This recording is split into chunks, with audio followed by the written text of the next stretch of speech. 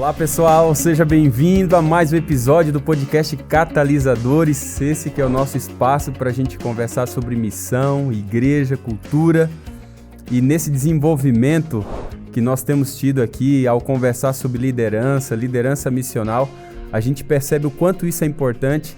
E muita gente me pergunta assim, Alex, por que formar liderança é tão crucial quando você fala sobre isso, quando você dialoga sobre isso?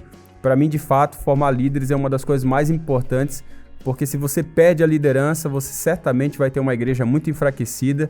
E eu percebo que há algumas necessidades em nosso contexto hoje que faz cada vez mais com que isso seja crucial, com que isso seja importante e leve isso a sério nas nossas congregações. Primeiro, porque está havendo um aumento de número de membros. Então, se você tem aumento de número de pessoas, de membros, é óbvio que você precisa de mais líderes para pastorear esse povo, porque se a igreja está aumentando e a gente não aumenta o número de líderes, nós vamos ter uma carência de pastoreio. Um segundo fator que eu vejo que é a necessidade de formação de liderança é a falta também de líderes que inspiram confiança. E quando eu estou falando de líderes que inspiram confiança, eu estou falando de dois elementos básicos de líderes que geram confiança nas pessoas, que geram confiança na sua congregação. Primeiro são líderes que têm caráter. E quando a gente fala de líder que tem caráter, nós estamos falando que são líderes que têm intenções puras e são íntegros. Segundo lugar, são líderes que têm competência, ou seja, eles têm as habilidades para liderar e eles apresentam resultados.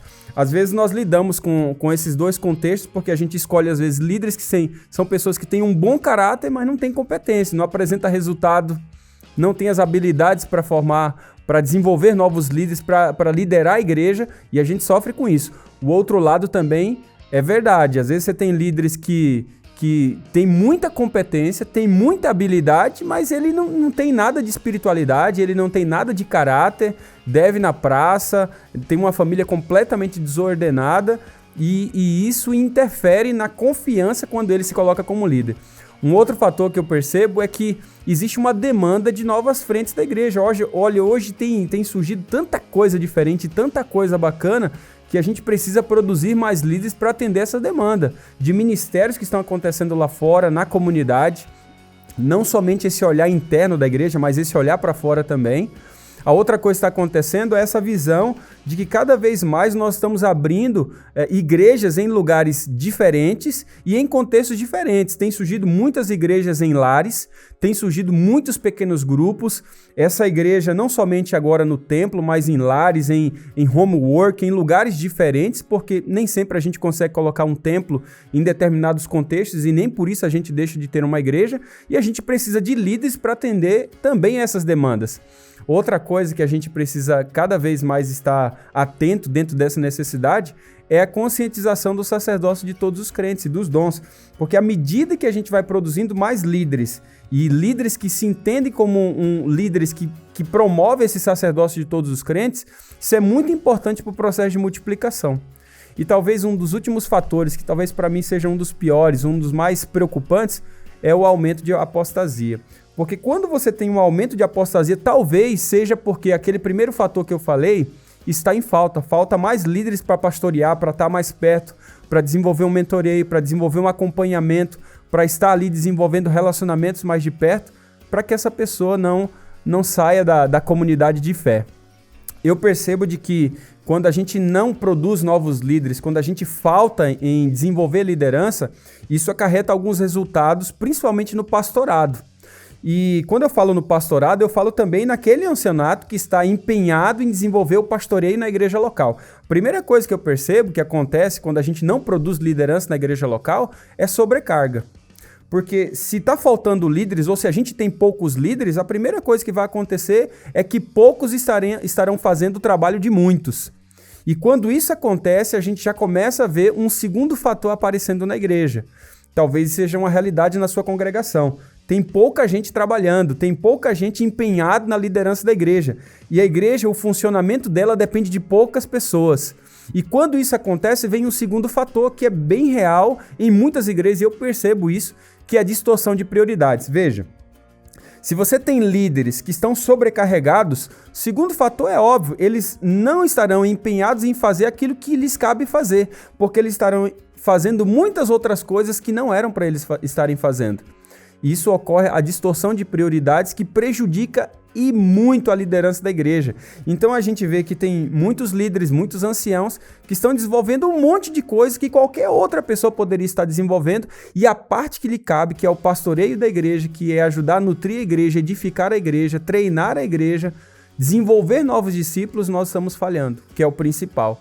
Isso tem levado os líderes para um terceiro grande resultado que prejudica os pastores de tempo integral e os pastores locais, que são os anciãos. E eu chamo isso, talvez, de um dos mais sorrateiros, que é a centralização. Veja, primeiro você tem sobrecarga, depois você tem distorção de prioridade, e então você tem centralização. No primeiro momento, a centralização é gostoso, é bacana, porque todo mundo vem até você, todo mundo busca você, você dá a palavra final para tudo, mas com o decorrer do tempo isso vai cansando. Isso vai tornando você uma pessoa que tem que fazer muita coisa, tudo é em cima de você, e você vai percebendo de que o encanto da centralização em algum momento é perdido.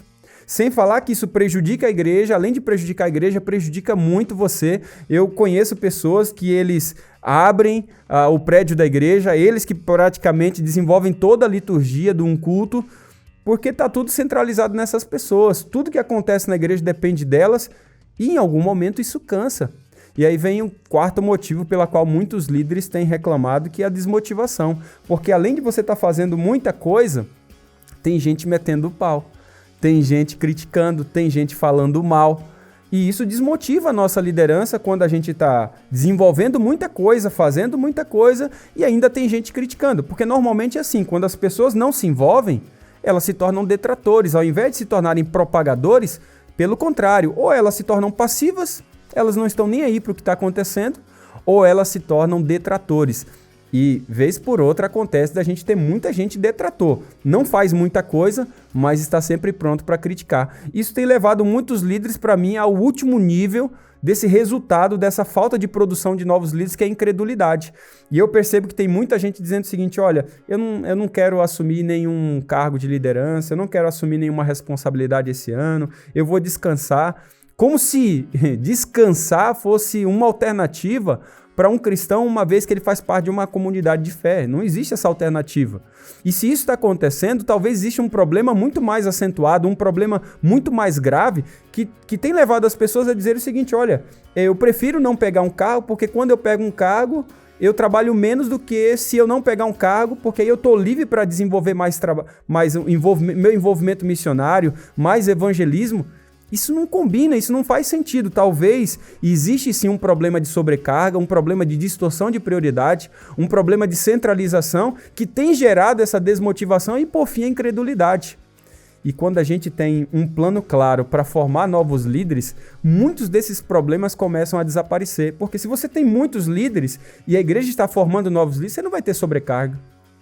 Você não vai ter distorção de prioridades, porque cada um vai poder desempenhar a sua parte, o seu papel, e a gente não vai ter um líder ali que está procurando fazer um monte de coisa no lugar de todo mundo, porque cada um tem a sua parte.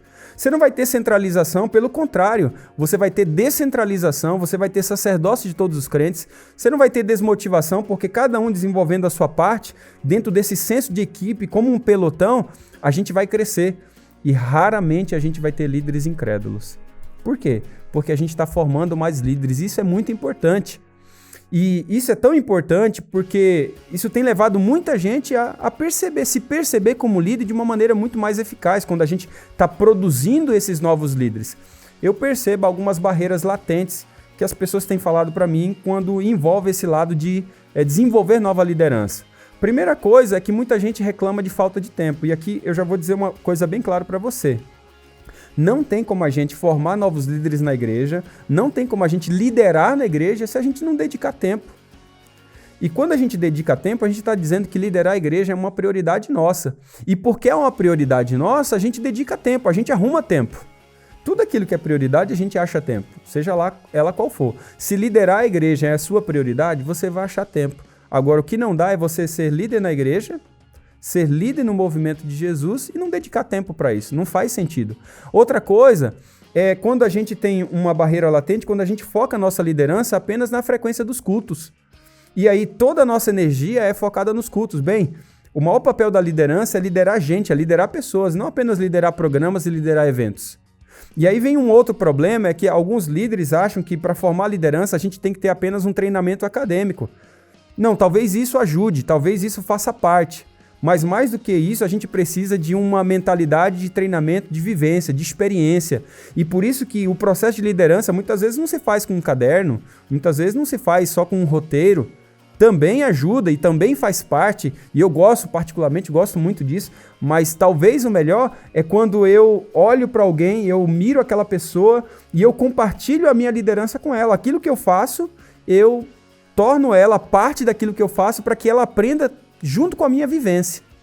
E aí é muito importante perceber isso, porque eu tenho percebido que tem muita gente sendo formado sem esse processo de acompanhamento, de mentor, de coach. Quando eu falo coach, não coach como vocês ouvem aí fora. Não, eu estou falando desse processo de alguém que está junto. Esse é alguém que está preocupado com desenvolvimento. Esse é alguém que está preocupado em desenvolver relacionamento genuíno de crescimento mútuo. É muito importante isso, porque eu tenho percebido também de que uma outra barreira para a gente não desenvolver liderança é essa falta de habilidade na condução de um processo claro de formação de líderes. Então, o que eu quero ao desenvolver liderança? Primeiro, eu quero desenvolver essa mentalidade de discípulo, e ao desenvolver essa mentalidade de discípulo, eu quero que esse novo discípulo entenda de que ele precisa formar outros discípulos, ou seja, desenvolver essa mentalidade de discípulos que fazem discípulos, para que o indivíduo se torne líder que gere outros líderes.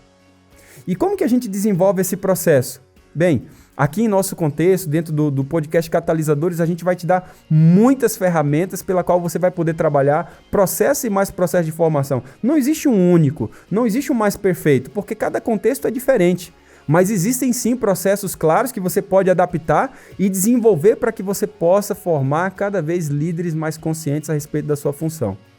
Uma outra coisa que é muito importante nesse processo e que eu percebo que é uma barreira é que as pessoas não entendem o que é a teologia do sacerdócio de todos os crentes. E como ela é pouco explorada, a gente acaba tropeçando nesse ponto e a gente forma líderes fracos, líderes que não se multiplicam, líderes que não têm o legado de gerar outros líderes, porque eles acabam confinando o sacerdócio em alguns crentes e não em todos os crentes. Talvez uma das últimas barreiras é essa falta de conexão do descobrimento dos dons. E quando eu falo descobrimento dos dons, não é você estar refém de um teste, de uma ferramenta, mas é você descobrir qual é a vocação primária que Deus te deu. E uma boa conversa, uma boa entrevista a respeito dos dons na Bíblia, a respeito das vocações da Bíblia, facilmente você já vai conseguir identificar a respeito da vocação que Deus tem para você.